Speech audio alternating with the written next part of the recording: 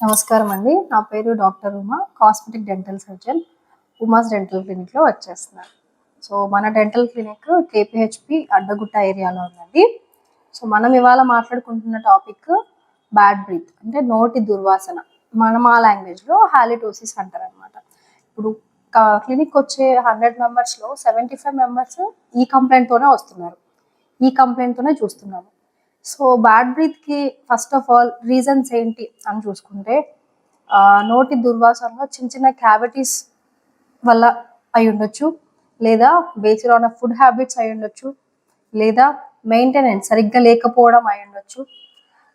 Gut విషయంలో అంటే gut process ఉన్న వేలో మన నాజల్, టంగ్, ఈసోఫాగస్ ఉన్న ఏరియాలో ఏదైనా ప్రాబ్లమాటిక్ ఉన్నా కూడా మనకి ఈ బ్యాడ్ బ్రీత్ అనేది ఎక్స్పెక్ట్ చేయొచ్చు. వాటర్ ఇంటేక్ తక్కువ ఉన్నా కూడా అంటే ఫ్లూయిడ్స్ ఇంటేక్ పర్ డే మనము 5 to 6 లీటర్స్ వాటర్ తీసుకోవాలి అని అంటాం. సో ఈ గట్ ప్రాబ్లం రిలేటెడ్ ఉన్నప్పుడు మనము వాటర్ ఇంటేక్ కూడా తక్కువ తీసుకుంటే సో ఈ అన్ని రీజన్స్లో మనము బ్యాడ్ బ్రీత్ ఎక్స్పెక్ట్ చేయొచ్చు. ఫస్ట్ అండ్ ఫార్మోస్ట్ మెయింటెనెన్స్ అనుకున్నాం. మెయింటెనెన్స్లో మనకి ఎలా ఉంటుందంటే first cleaning. Morning twice brush చేసుకుంటే ఈ ప్రాబ్లం తగ్గుతుంది. First of all twice brush చేసుకున్న తర్వాత use of the mouth wash. మనము గార్గిల్ చేసుకుంటాము అని అనుకుంటే 6 to 8 hours మనకు ఈజీగా బ్యాడ్ బ్రీత్ కంట్రోల్ అవుతుంది. సెకండ్ వచ్చేసి మనం క్యావిటీస్ ఏదైనా జనరల్ కన్సల్టేషన్కి వెళ్ళినప్పుడు క్యావిటీస్ ఉన్నాయో లేదో చెక్ చేసుకోవాలి. మనం వన్స్ బ్రష్ చేసుకున్న తర్వాత మౌత్లో చెక్ చేసుకున్నాము అంటే చిన్న చిన్న క్యావిటీస్ ఫైండ్ అవుట్ అవుతాయి అనమాట. అవి అక్కడే రీఫిల్లింగ్ చేసుకోవడం వల్ల జనరల్ కన్సల్టేషన్కి వెళ్ళి డెంటల్ క్లినిక్స్లో సో మీకు ఏంటి అంటే అవి ఎక్స్టెండ్ అవ్వకుండా బ్యాడ్ బ్రీత్ అనేది తగ్గిపోతుంది. అక్కడ ఫుడ్ ఇరుక్కోవడం వల్ల కూడా బ్యాడ్ బ్రీత్ వస్తూ ఉంటుంది అనమాట. ఇంకొకటి పంటి పైన గార చేరడం వల్ల కూడా బ్యాడ్ బ్రీత్ ఎక్స్పెక్ట్ చేయొచ్చు మనం. సో స్కేలింగ్ చేసుకుంటే ఈ ప్రాబ్లం ఉన్న వాళ్ళకి హాలిటోసిస్ అనేది రిమూవ్ అయిపోతుంది, తగ్గిపోతుంది. నెక్స్ట్ టంగ్ స్క్రేపింగ్ కూడా చేయడం చాలా ఇంపార్టెంట్. టంగ్ స్క్రేపింగ్ అని అనుకుంటే మనము బ్రష్ చేసిన తర్వాత నాలుక పైన కూడా ఎక్కువ అమౌంట్ ఆఫ్ ఫుడ్ స్టిక్ అవుతూ ఉంటుంది అనమాట. అది టంగ్ స్క్రేపింగ్ చేసుకున్న తర్వాత బ్రషింగ్ తర్వాత tongue scraping after that mouth wash use చేసుకోవడం వల్ల బెటర్ రిజల్ట్స్ చూస్తాం. ఇంకా మనం వాటర్ ఇంటేక్ అనుకున్నాము, చిన్న చిన్న క్యావిటీస్.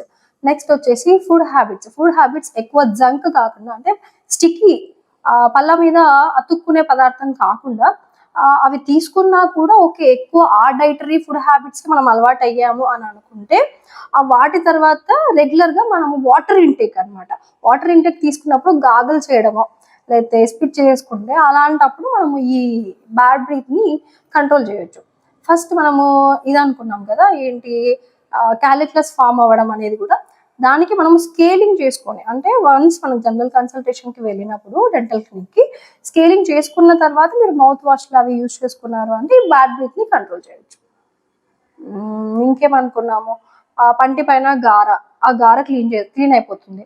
ఆ ప్రాబ్లంలో హాలిటోసిస్ తగ్గిపోతుంది. అది కాకుండా చివుళ్ళ కంప్లైంట్ ఉన్నప్పుడు ఒక పర్టికులర్ ఏరియా నుంచి బ్లీడింగ్ రావడం బ్రష్ చేస్తున్నప్పుడు సో అలాంటి ప్రాబ్లం ఉన్నప్పుడు కూడా మనము బ్యాడ్ బ్రీత్ ఎక్స్పెక్ట్ చేయొచ్చు. అలాంటి ప్రాబ్లం ఉన్నప్పుడు కూడా మనం స్కేలింగ్ చేసుకుని గమ్ యాస్ట్రింజెంట్స్ అంటారు అనమాట.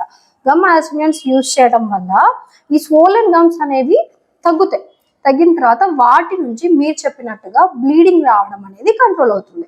దాంతో పాటు ఈ హాలిటోసిస్ ప్రాబ్లం అంటే బ్యాడ్ బ్రీత్ కూడా కంట్రోల్ అవుతుంది. సో ఇన్ని వేస్ ద్వారా ఈ బ్యాడ్ బ్రీత్ ని కంట్రోల్ చేసుకోవచ్చు. ఇంకొకటి ఏంటి అంటే సల్ఫర్ కంటెంట్ ఉన్న ఫుడ్ ఎక్కువ తీసుకుంటూ ఉండడం చాలా మందికి అలవాటు ఉంటుంది. లైక్ ఆనియన్ కానీ ఈ గార్లిక్ కానీ తీసుకోవడం వల్ల చాలా మందికి ఈ ప్రాబ్లం ఎక్కువ ఎక్స్పెక్ట్ చేయొచ్చు. అలాంటి వాళ్ళు ఇంటేకింగ్ ఆఫ్ ఫుడ్ లో మనము ఆనియన్ ప్లస్ గార్లిక్ తగ్గించుకున్నాము అంటే ఈ ప్రాబ్లం అనేది మనము కంట్రోల్ చేసుకోవచ్చు. Dental treatment at your door step అనేసి ఒక కొత్త కాన్సెప్ట్ తో వచ్చామండి. మీకు ఎలా ఉంటుందంటే బిజీ స్కెడ్యూల్లో ఈ ట్రాఫిక్ ఓవర్కమ్ చేసుకొని లేదా పర్టికులర్ గా ఈ డెంటల్ ట్రీట్మెంట్ కోసమే ఒక చోటకు వెళ్ళి ట్రీట్మెంట్ తీసుకోవడానికి పాసిబుల్ అవ్వకపోయి ఉండొచ్చు బిజీ స్కెడ్యూల్లో. ప్లస్ ఏంటి అంటే కార్పొరేట్ ఆఫీసెస్ లో చాలా మందికి లీవ్స్ దొరకవు.